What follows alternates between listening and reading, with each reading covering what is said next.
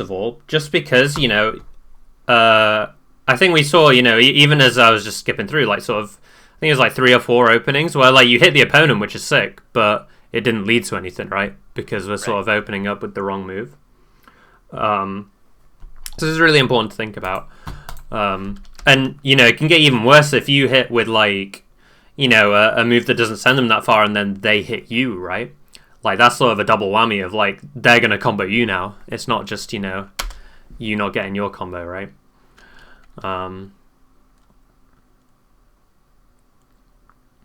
So that was the first thing I wanted to point out. I'll just look if there is sort of any more big ones that come up. But that was sort of the main two, is that, like, the really low percents and the really high percents. Right. Was when it was coming up most. Because at those, like, mid percents, a lot of the moves you hit with can just sort of, like, link into stuff anyway. Yep. So it's not as serious as a problem.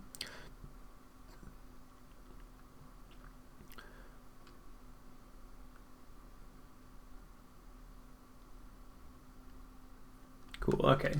Yeah. So let's go on to the next one then, which I would say is sort of thinking about the opponent's threat range. So have you heard of the concepts of, like, a threat range before? No. No. Okay. Awesome. But I think I get the gist just by what it's called, right? Yeah. So do you want to try and explain, like, what you think it means? It's probably like, well, like, you want to, like, try and, like, space around maybe, like, Marth grab or, like, Marth short hop nair, right? And, like, not just run in like I do sometimes and just hold forward and then get mad when you fucking lose. Yeah, I mean, basically what it is just, like, in any given moment or in any given state, it's the sort of the options that the character has to be able to hit you, right? So actually a pretty, like, I always like using this to I don't know if you know about, there's not a lot of people that know about this anymore, but have you seen this before? No, this is sick. Okay, yeah, so this is only for Out of Shield, but this is like a heat map, so it shows you all the spots where the moves can hit, and this is in Shield, so it's a bit different, but say for example up smash hits all around here, right? Or back air this is different drifts, but it can hit back here, it can hit over here. Shine's going to be very small, right? Because it's only in the back. But that's the sort of thing that, like, you can visualize, not just using this and Out of Shield, but, when you're in a game like this. So, for example, with this one, I'm thinking about the threat range. I'm thinking mainly about full hop here, right? So I'm thinking, the full hop can go up like this and then down, right? So you've got sort of like this area here that's sort of shaded. And then this is where Fox can attack, right? So this is the spots where, like, I don't really want to put myself in unless I can, like, defend myself, right? Right. So either in this spot, I would either want to sort of, like, move out of the way, maybe go here, or maybe I want to keep my back turn and then look for, like, an up tilt, because the up tilt's going to sort of, like, cover this sort of zone, right? Yep. And you can see how it sort of, like, intersects with his range. So if I play this, let's see what happens. You can see that you sort of, like, moved under into him, right? And so when that happens, you can see that suddenly we're in the orange zone now and we haven't got anything defending us, right? Right. So you want to be really careful with that. And, this is just one example, but and honestly, like, full hop is usually the main one that gets people with Fox. Like, that's why it's so hard to deal with, is because it's such a big, threat range, right? Yeah. So let's look for another example. But does that make sense so far? Yep. Yeah, absolutely. Awesome. Okay.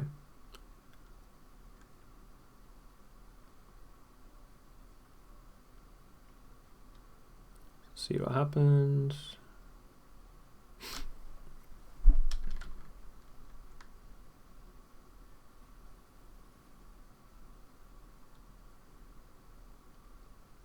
And I mean, obviously, it's not just like their threat range as well, right? It's your threat range and sort of how the two sort of interact, I'd say. Right. So I'd say this is an example of where you actually did something good. So, like, with the threat range. So, like, you saw the fox is above you.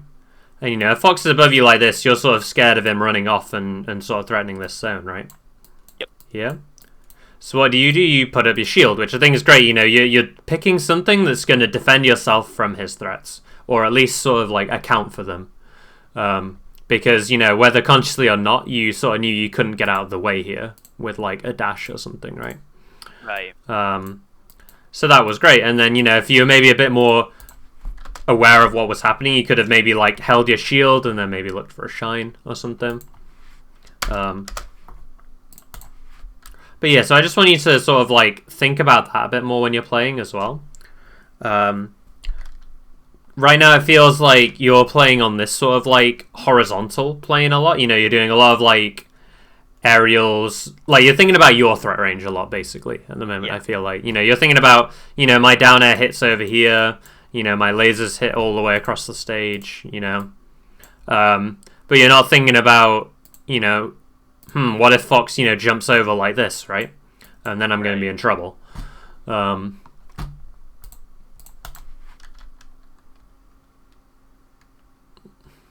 Nice shield again.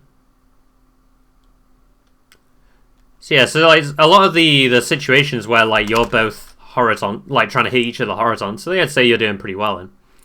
But it's these ones where like he jumps over you, right? Right. So like with this one. And then he just does it again. Yeah, and it's like you're like, oh, he's on the ground, let me go over and hit him, right? Yeah. But like, you know, if you're Fox here, like just imagine you're playing Fox, right? You're port 1 and Falco's here.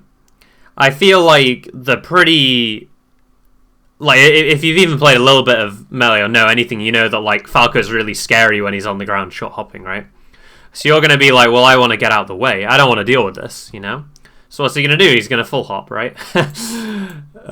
Or he's going to, you know, try to move out of the way some way. Maybe he rolls.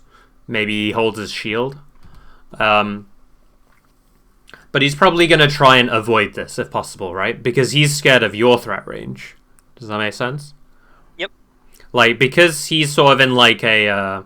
like, he's not the one with many threats at the moment, right? Like, you have all the control. So he's playing around your threats more than you're playing around his, if that makes sense. Yeah. So what I might do here, if I'm thinking about that full hop that he's going to do... Oops. So he's going to go like this. So what I might do is just sort of like... chill over here for a bit, right? And wait for a bit. You know, wait for him to fall back down. And then he doesn't have that full hop option anymore, right? So we've sort of like taken away a resource and we've not really sort of lost anything. And that would also mean that, you know, once he's fallen down to like here, right? You know, would you look at that? He's in this horizontal sort of threat range again, right? Right. Whereas when he's up here at this peak, this is really hard for us to contest, right? Like, I just want you to think, like name me some of Falco's moves that sort of like hit at this angle. Yeah, that's I don't know. Maybe you're like full hop Derek. Nah, that's really bad. Yeah, I mean full hop Naring's gonna go like right up here, right?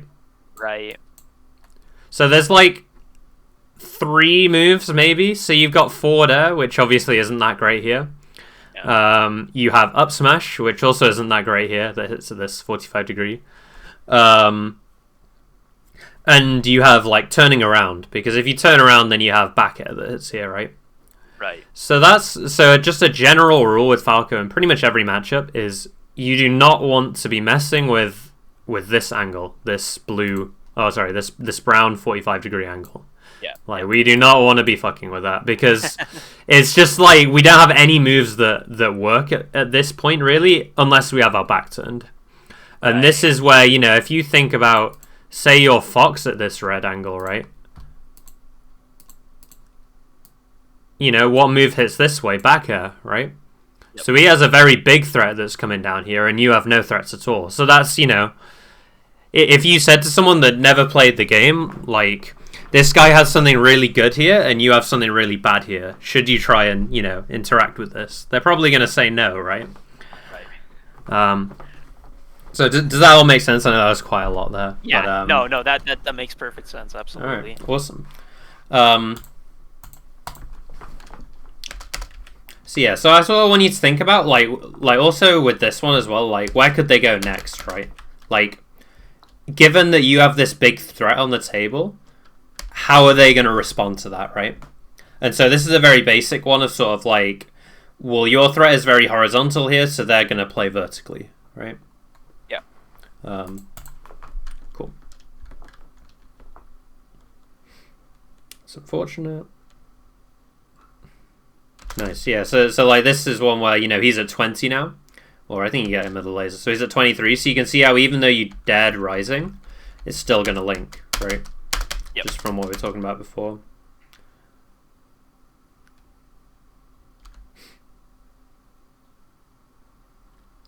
That's all fine.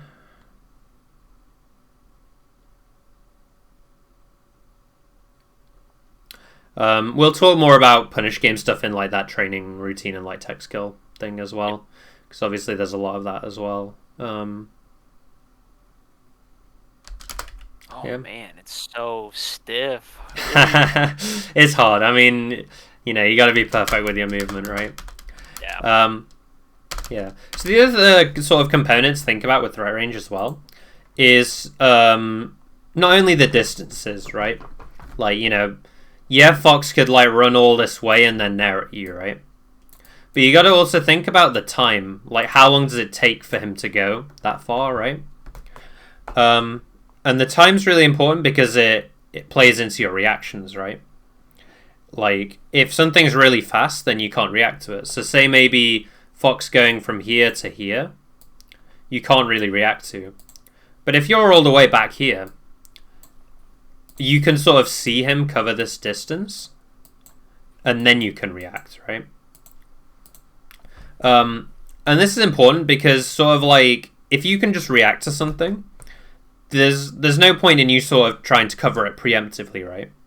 Because you're just sort of like, you know, you can cover more options otherwise if you sort of wait to react to something. Does that sort of make sense? It's sort of hard to explain, but yeah, I think I get what you're saying too, because like in this situation, I think I get a little antsy, and I do just kind of start preemptively throwing out moves, hoping maybe they'll run into it. Exactly right. Like you start throwing out a lot of like down airs here and that sort of thing, and it's like I could understand if like you were here, say, Fox is right in your range, and like you got to put something out to defend yourself, right? But if you're all the way back here, in that red bit, like you can sort of wait for him to cross this yellow distance, like I said, and then you can make a decision. You know, you see him do that, and then you're like, oh, maybe I'll move back a bit more to adjust my spacing. Maybe I'll move forward and try and like read his next thing, right? But it's sort of like you can take that information and then make a decision. And the other side of the coin is like this is also his sort of distance to react at as well. So if you're throwing at attacks here, that gives him a very easy time to just sort of like see that you've whiffed something, and now he's got a bit of an advantage, right? Yeah. So also again, it sort of works both ways. So yeah, like something like this one. You know, he's very far away, right? Like, I'd say the closest he could have been off of this was like maybe here. Yep. So like the down air you did, like I just want you to sort of think about like, what actions could Fox have done that down air would have, you know, like covered or hit, right? Right. Can you sort of think of any? There are a few, but you think? If Fox is here, if Fox is there, and like you're gonna power sort of shield? like do this. Right. The down air. Yeah. You're attacking here.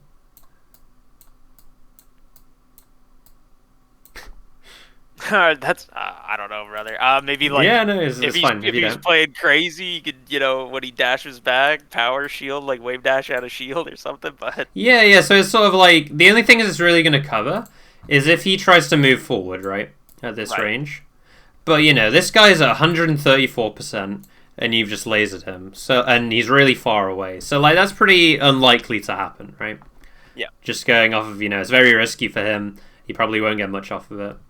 You know, it's more likely that, you know, maybe he jumps, maybe he moves back. So it's sort of like you've sort of picked an option here that, like, really only covers one thing, right? Which is the moving forward.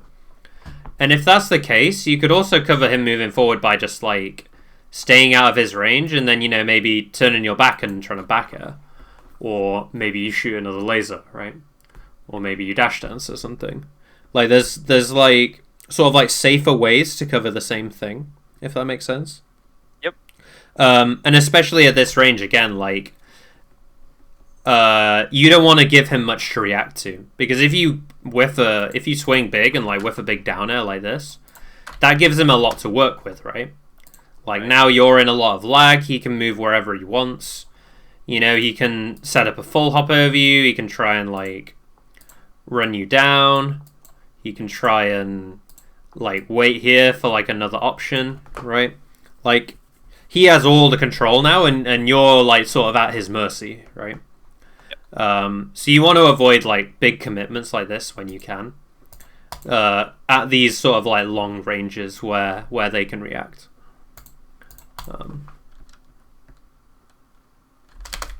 Yeah, I mean, look how well this one goes. You know, he sort of does the same as you. He jumps in from super far away. You just dash back, and then look at this, right? This is amazing, you know. You've got back air here, right? Which is going to sort of hit like this sort of range. And, you know, he's jumping into you. Again, he doesn't have a way to really hit you here, right? Like, if you think about Fox's moves, like, the best thing he's got here is probably, like, Nair, which sort of hits like this. And so you're going to beat him out. He's also at, like, you know, high percent, right? So I really like this. You just sort of, like, moved out of the way of him and sort of, like, let him put himself in your range, right?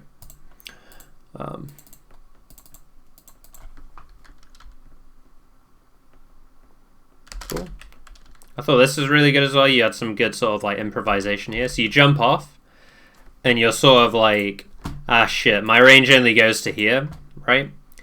And, you know, Fox is pretty likely to move out of the way again, right?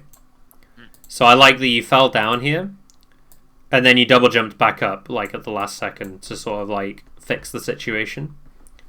So I think more of that, you know, sort of, like, making a decision and sort of reacting to, like, seeing how it's going, and then going, you know, do I still want to go through with this, or do I want to sort of bail out, right? Right.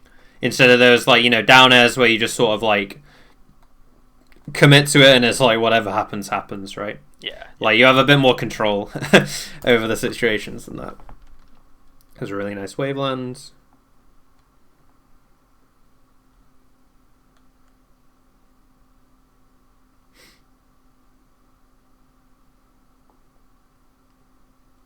Nice. Yeah, like, I think right there, I almost, I knew exactly what you would say. I was, like, waiting there. Did you? Like, yeah. I don't know if it was, like, extremely good or anything, but I definitely No. was just kind of waiting and reacting to kind of, like, he got closer and then. Yeah, it's a bit and then I smarter, started right? to approach. Yeah, Yeah, of course. And, like, well, I guess nobody's really gonna go for. I mean, unless you're playing against. I don't know, Jigglypuff or Really good something. one. You're not gonna go for, like, timeouts or anything at this Oh, point. yeah. No.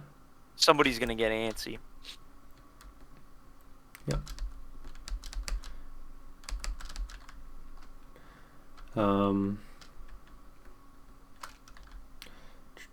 just trying to pick out the next one we want to talk about. Okay, I think this is a pretty good one.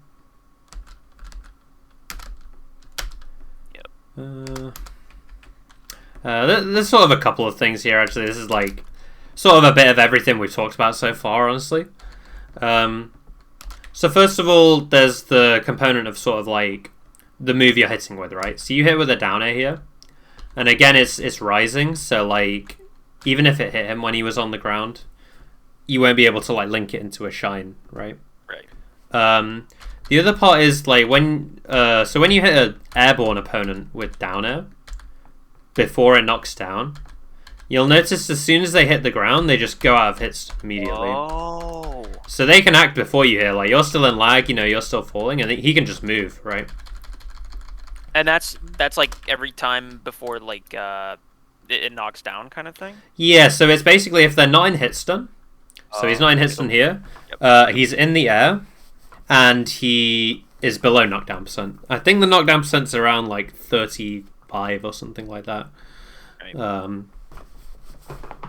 But yes, it's good to know that can happen, because that should sort of and this sort of leads into the next point, is sort of judging like whether a situation is good or bad for you. So with this one, this guy can sort of like move before you, right? So this is probably a bad situation for you, right? Because he can move, you're still in lag. You're in the corner, right? You're over here. He has all of the stage to work with. He's got all of this. You're at a higher percent than him as well. So there's lots of factors here that are like pretty bad for you, right? So when I'm seeing this, I'm thinking like this is a spot where I've got to be defensive. Like I'm on the back foot, right? And usually when you're on the back foot and in a defensive position, your goal should be to escape the bad position rather than to try and get a hit. Does that make sense, first of all? Yeah. Because like if a situation's bad for you, there's better odds of like you've got worse odds of hitting them than if it's like a good situation for you, right? Yeah. Like we want to be playing the situations that are good for us and sort of like avoiding the ones that are bad for us. So for example, with this one, I see him in a bad spot. The down air doesn't knock him down, so I might shield here, for example. Yeah. Because I don't want to have to deal with, Fox has got this big back air threat now, right? That's going to come down. I do like the idea of the down tilt as like a combo, like, extender or whatever. But it was sort of like the wrong time to use it, right? Because you didn't get that nice hit with the down air. So yeah, I'd be thinking about, maybe shielding here. Rolling could be good too. Sort of get out of this situation. You could spot dodge as well. That can also be pretty good. But you notice how all of those are sort of like, you're not trying to like hit Fox, you're more just trying to like minimize what the sort of threats he has, right? Right. And yeah, like the whole goal is to sort of like get out of this bad situation, and then you can start to what's it called? And then you can start to play your game again, right? Yeah. And so the you may be thinking, well, what happens if Fox tries to like read this roll, or what happens if he tries to like land and bait my spot dodge, for example. Well, that's when you can start to do your aggressive things again, right? Because he's not trying to hit you immediately anymore. Like this brown threat here isn't a factor anymore because you've already played around it. He's trying to sort of like go to the next level. And that's when, you could throw in like, I don't know, like an aerial out of shield, for example. Or maybe this is one that Mango does a lot. Maybe you like wave dash forward and shine, right? Right. I'm sure you've seen him do that. But it's sort of like you need to earn that respect first. That they can't just like throw out a load of moves and just hit you trying to hit them, if that makes sense. Yep. Awesome. There's a lot there. Honestly, a lot of this stuff as well, you'll find that like it might not click immediately, but you'll play someone, or like 2 months down the line, something will happen and it'll just click and you'll be like, oh, that's what Frenzy was on about here. Right. I mean, it happens to me as well when I talk to other people. Like it just it takes a bit of time to get to sort of like the cogs whirring with it sometimes. Right, and like to not only that, but like implement it when you're playing, right? Sometimes you just kind of press buttons and not thinking. Yeah, it's like you'll implement it. And also, like, when you're playing, your brain is always, like, sort of taking in information. And sometimes it's subconscious, like you're not sort of like thinking about it. But now that I've like, now that you've seen like what's happening here, you'll play and you'll slowly start to like understand a bit better, and you'll make different decisions. And that's just all sort of like part of the process.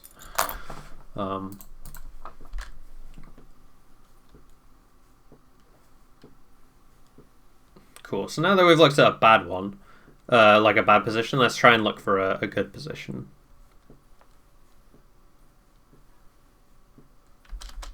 Okay, so I'd say this one was decent. It wasn't amazing, but like, you know, you just got him to whiff, right? So you're a bit of a... So I like to refer to this as a frame advantage. And what that essentially means is just that, like, you can act before he can act, right? Like, because he's whiffing here. Like, he's in lag from a move. So, are you familiar with, like, being, like, plus and minus at all? Have you, like, heard those phrases before? Yeah. Do you it's exactly what you said, right? Yeah. Like, yeah, anyway, go on. Sorry, go on. No. I think it's important, like, do you feel like you understand it, or do you want me to sort of explain, or, like, try and put it into layman's terms? Right, I mean, so, okay, wait. Take your time with it, take your time. Yeah, right. So, okay. I mean, you've made it... You've changed the colors, so now I'm like... Oh, okay. I was thinking would that mess you up. No, minus is the bad one. Yeah, okay. I was thinking as I did it, I was like, oh shit, I might have confused you. No, it's all good. Yeah. So, like, so minus frames. So, yeah, like you said, the frames that, like, you're actionable before, like, your opponent, as opposed to, like, if you're minus frames, then your opponent can take those frames basically and do stuff before you. Yeah. Whereas like positive is like, I don't know, like I don't know, on fucking, what is that called? Uncle Punch or something? It'll say like, maybe it might have it backwards too. It says it's like -2. Yeah, exactly. Yeah. Okay. So like if I was to say like I'm +5, for example, all that means is that I can move 5 frames before the opponent. Right. And if I'm -2, that means the opponent can move 2 frames before me, or I have to wait 2 frames before I can move. Does that make sense? Yep. The minus one's a bit more tricky, but yeah. Right. Obviously, it's most used in shield pressure situations, is where you'll hear it referred to most. And I don't expect, like... In fact, I would discourage, like, trying to figure out, oh, you know, is Fox -7 here, or whatever, you know? Like, in neutral, it's just sort of, like, not too relevant. What is relevant is just sort of getting a rough idea of, like, is he minus? Is it sort of neutral? Or is it positive, right? Right. So he's just whiffed here, so it's going to be negative, right? And obviously this is a bit of a scale as well, right? So, like, if somebody whiffs a Falcon Punch, they're going to be very negative, right? Whereas if somebody whiffs a jab, they're not going to be very negative. And how negative or positive somebody is changes sort of like how good the situation is for you, right? Because if somebody's just whiffed a Falcon Punch, you know, you can just jump in and hit them, right? Yeah. Whereas if you're the one that's just whiffed the Falcon Punch, like, it's very hard for... Like, you don't have time to get anything out to contest them, right? Yeah. So because you just got him to whiff here, I'd say he's probably, if we're working on this sort of line, I'd say he's probably about here, right? He's got a little bit of a disadvantage, not too much, but you can move before him. And you're also sort of, like, close enough to sort of try and capitalize on this, right? But the key thing here is that he hasn't whiffed a Falcon Punch, right? So we don't just get to hit him immediately for whiffing. Like, he still has options, right? You know, he could shield. He could jump. You know, he could roll. He could dash back. You know, he's got quite a lot of things he can do, right?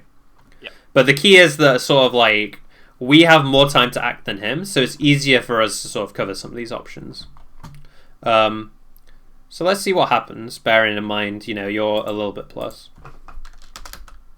Oops. So you try and down at him, and he moves out of the way, right? So I think this downer would have been a great option if he whiffed something a bit laggier, right? Because then you'd have had more frames to work with, right? Yeah. Yep. Like if he was stuck here for say like, let's say 20 frames or something, right? Then that gives you easily enough time to jump in with a downer here. But because he's more, you know, he was like close to 0, right? He still has time for a couple of options, such as like, you know, quick things like dashing, shining, shielding, you know, things like that, right? So we need to pick our options based on like what he can do, right? So if we think something like dashing away is something he's likely to do because of the situation, you know, I might consider doing maybe an approaching laser, right? Does that make sense? Just because it's going to sort of like catch him moving back. Yeah, but I mean, the downer was still like valid. You know, he might have wanted to try and like up tilt, for example, or maybe he wants to jump, and then you could try and like hit him out of his jump, for example. But yeah, I just sort of want to get you to start thinking about like what the frame advantage is roughly in terms of like, you know, minus, plus, a little bit minus, a little bit plus, you know, like that sort of thing. Right. And think about what does that give you time to do, and what does that give your opponent time to do, right? And it gets a bit more nuanced, and you know, there's a lot more layers to it than that. But that's sort of the basic idea there. Is that, you know, if somebody's like minus 20, for example, they're not going to do something that takes a lot of time to start up, like an aerial, right? Because they don't have the time to do that. They need to do something quick to sort of like get out of the way, you know?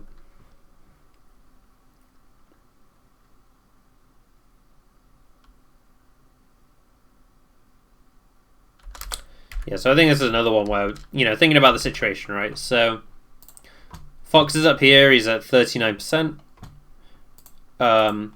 You're in the corner, right? And you're at pretty high percent. And Fox has got this big threat of like back air, right?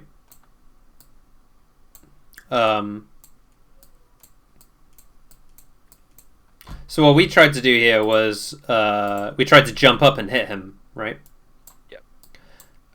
So, you know, after we've talked about this a bit, do you want to sort of try and talk through why that's not a good idea? I'm seeing the pattern here, yeah.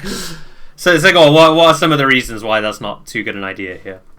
I mean, even if I hit him, it's not gonna be good, and like, I mean, obviously, if he hits me, I'm essentially dead. Yep. That's about it, really. Yeah. So that's like the main gist. I'd say some of the other details we talked about, right, was the angle that you're playing at, right? It's that 45-degree again, right? There's also let me just check what we looked through. You know, thinking about the threat range as well, right? Like, you're jumping into his threat range rather than sort of like doing something to protect yourself or like move out of the way of it. I'd say you're like maybe protecting yourself in a way with the Nair, but again, think about like the hitboxes, right? Like Fox's bear sort of hits like this, and your Nair is sort of like below and in front of you like this, so it's not going to win that easily, right? It's not like you've got Moth up air or something, right? Right. And yeah, I'd say that's the main ones, honestly.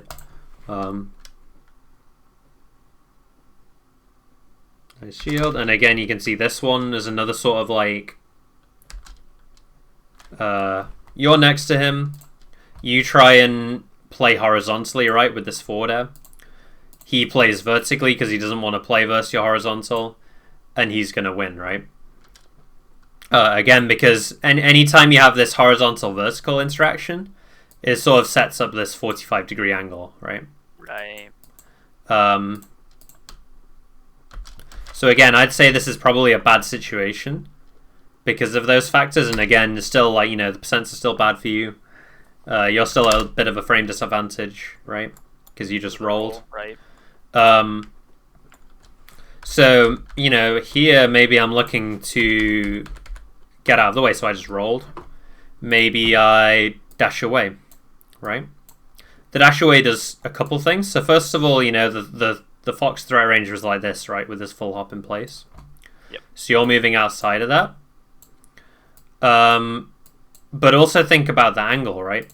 So we started over here, and we said that this angle is sort of like this, right? Like this 45-degree. But if we move backwards, and I draw a line to the... Oh, that's a terrible line. If I draw a line to like the same point, right? This angle is a lot shallower now, right? Easier to punish with kind of thing. Yeah, exactly, right? Like, you have a lot more moves that hit at this sort of angle rather than this 45-degree angle, right? Yeah. You've got Nair, you've got lasers, you've got down air, you've got forward smash, you've got all these things, right? And this also works the other way too. So if you're in like a bit of a different percent, going this way can also be good as well. Because then you get under and you get this right angle, right? And you have up tilt, for example, you have up air. Like, you have a few more moves that hit. It's not as good as being back here, but it's a bit better than being at this 45, right? Right. Because you can see that, you even did the best 45-degree move you have with your front facing forward, and it still didn't do anything, right? So yeah, I'm hoping you sort of like seeing the pattern there with like all of these interactions where you're at that bad angle. You don't want to be sort of engaging with. You want to sort of move and reposition, essentially.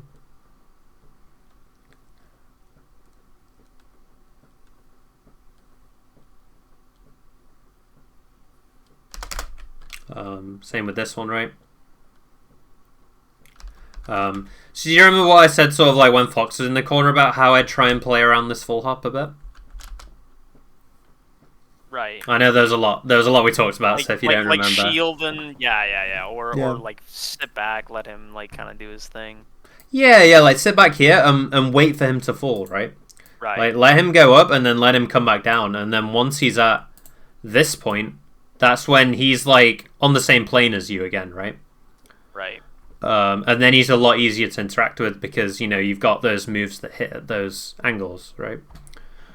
So yeah, so sort of like the really easy solution for a lot of these spots is just to sort of like dash dance and wait a little bit longer, and then try to like pressure him with something.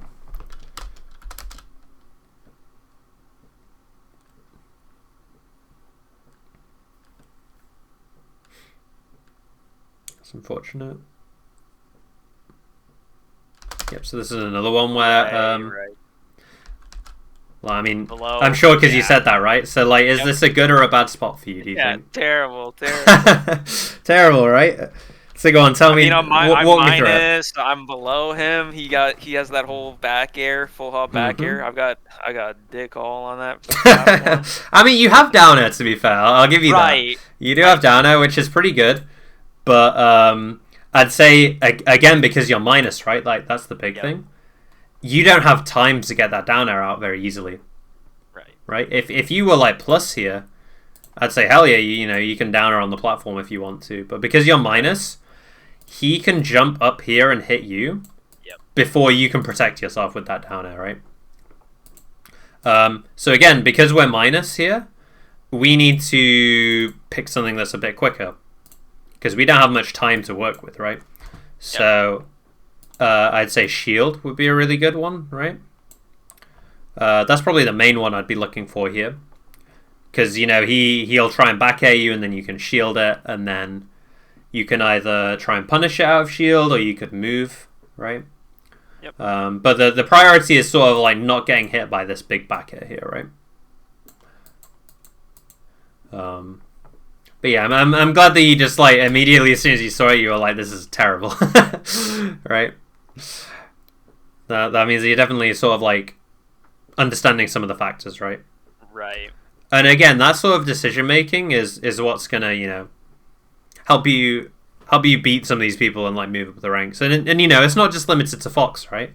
Like all those things we talked about, like the percent, the position, what angle are they at, what move are you hitting with? All of those things are very like universal. Like they can apply to every character, right? Like obviously the specifics change between the characters. Maybe versus Jigglypuff, a character that's going to be in the air a lot. You don't want to down air as much, right? Because of that down air landing lag thing. Whereas if you're playing versus a more grounded character, like Samus, maybe you want to down air a bit more, right? Right. So obviously the specifics change, and that's just one example. But it's still that initial process of like, what moves do I want to hit with that are going to be high value, right? What sort of angles do I want to be attacking at, and what sort of angles do I want to be avoiding?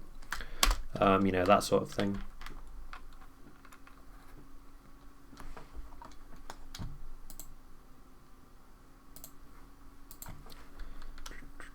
Same thing, dude. Oh Yeah. man. I was very shocked you got full hops everywhere. Yeah. I like the mid short though. I'll give you that. Dude, I did, hey, you know what? I'm consistent at these stupid things. Let me tell you what. I was like, I can't believe I'm having to give a tech skill routine to a guy that can mid short. Okay, awesome. Yeah. So did that all make sense? Yep. As we were talking through, do you feel like you got some good notes or? Yeah, absolutely. And like, I think. Okay, so if you're watching like a replay, I guess I don't know. You don't pause on like every interaction, obviously, but like maybe you look for like the main ones. Maybe you just look for just repetitive, like not repetitive, repeating like mistakes, right? Is that? Yeah. So I'd say, I mean, I honestly I went about this really badly when I was just starting out. I did actually like pause on every single thing that happened, which I think is like pretty time consuming, and you can sort of get lost in the sauce a bit. Right. So what I would do is I would just try and focus on one or two things, and just look for like the different sort of like variations of that. So like that 45-degree angle we saw, right? Like there was one where it was, Fox walling you in the corner. There was one where it was like you were shielding next to each other and then he jumped. There's one where he was on the platform, right? Like that's all pretty similar situations, but with different like variances to it, right? Now obviously that's going to be quite hard for you to even pinpoint, since you haven't done much sort of analysis. So it can even be something as simple as to start out with, just sort of pausing at any moment and just sort of looking at what each character did and what each character could do. Right. Sort of like we were doing with those heat maps and me drawing, right? I was like, Fox could go this way, you can go this way, you can do this, and you want to sort of like build that sort of like bank in your head of like different things that can happen. Because you need to know what can happen before you can figure out what to do, right? Yeah. And you can also do this when you're playing as well. So like if you're playing someone, and we'll get more into this next lessons we do, but if you're playing someone and you're like, damn, this guy's getting so many like full hops on me, that's the sort of thing that I would just make a note of, and then I can go back and I'd look for all the situations where like this guy full hopped and see what actually happened, right? Right, and see like maybe what you can do better or whatever. Yeah, and because a lot of the time as well, like what you remember happening can be very different to like what actually happened. Right. There's lots of biases and all that stuff going on.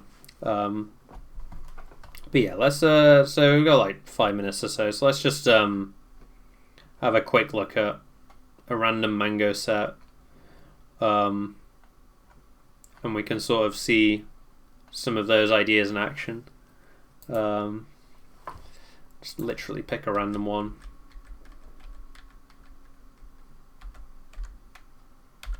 Did you watch any of Genesis, by the way? Yeah, I think. I don't know if I caught Grand Finals though. That was who was that? That was Moki IBDW. It's J-Mook IBDW. Yeah, J-Mook. Sorry. Yeah, I'm kind of a. You know what? I'm trying not to be such a salty little baby, but I can't watch Sheiks anymore, man. I used to Sheiks and Marths. They just get on my whatever. Maybe I gotta like play the characters and maybe. Yeah, we'll figure it out. Don't worry. Yeah, absolutely. You'll learn to love it. Yep. Are you what region are you, by the way? So I know time zones. Right, I'm in Canada, so Ontario. Oh, you're Ontario. East? Okay. Yeah. Yeah, East. Yeah. Cool. But yeah, I'll just point out one of the two of the things we talked about in this, and then we can wrap up. But yeah, so like this one, for example, like Mango Nez instead of down airing, right? And why does he do that? Because if Fox is jumping, the down air's not going to do much, right? Right. Whereas if he Nez, then he's going to get a shine, hopefully, right? He was barely off with this, but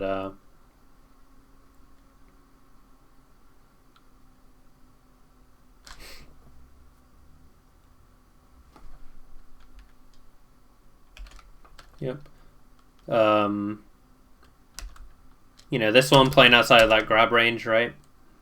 Playing outside of the threat range. Right, yep. So I can even pause this, I'll draw full hop. And Mango's probably going to stay exactly outside it. Yeah. Right? So he's always very, very aware of like where the opponent can hit, right? And it's also like if Moki didn't full hop there, he's still fine, right? He's still far enough away that like Fox can't just run up and hit him, right? Yep. A little bit of scrapping. Oh. Is that was good there, eh? It was, like, yeah, it was you good. couldn't have made it there with it like without if you it, just yeah. ran, eh? Yeah. Okay, interesting. A bit of a combo. And I mean, you can even see like Mango like gets hit by this sometimes, right? Like misspaced here, and then this one he tries to play a horizontal sort of threat, and Moki jumps over him, right? And I mean, it will happen sometimes, but if somebody's like always just full hopping, right? Like I don't want you to be sort of losing to that. Right. At least get mixed up if you're gonna lose. Yeah. I gotcha. Yeah, like I want them to actually like outplay you and read you rather than make them work for it, right? Yeah, absolutely. This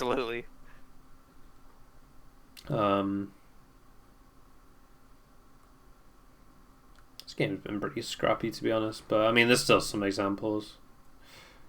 Okay.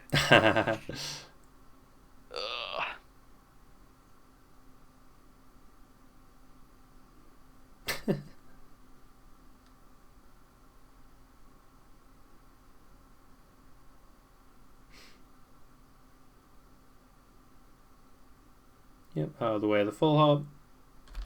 Even that one as well, like he dropped through and then was like, ah shit, this is bad. Gonna jump out.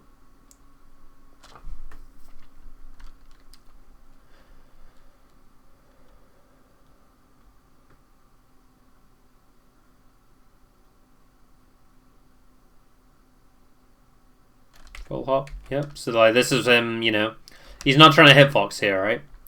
He's trying to get out of the way, so he full hops. That baits Moki to jump.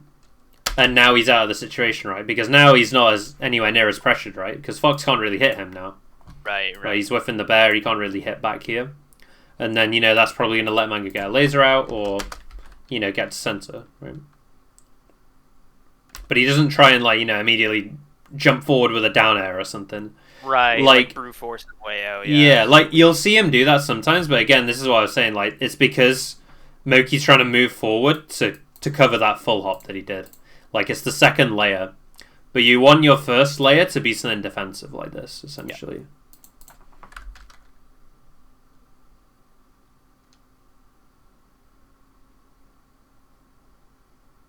Nice, played outside the range.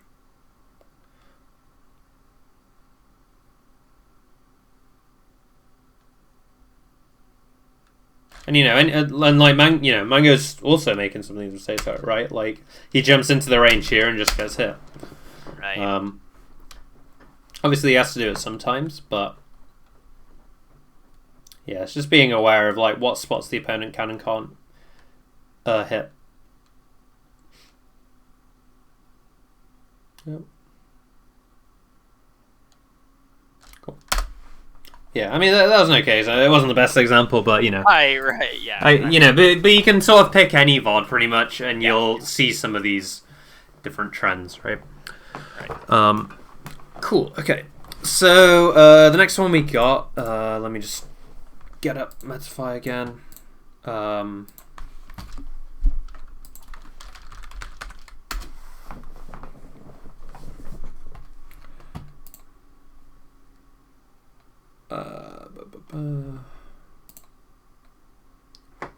The next one was like the tech skill and like the training routine stuff. So if you do want to, what I'd say for this one is, I'd like you to try and get like a decent amount of games, because what we're gonna sort of do is go through all of the games, not super slow like we did today, but kind of fast. And we're just going to note down like all of the little bits of tech that you're like messing up or maybe you're uncomfortable with. Right. And we're going to sort of go over how to sort of practice those. Okay. So yeah, if you could try and get me, let's go with like 5 games or something maybe.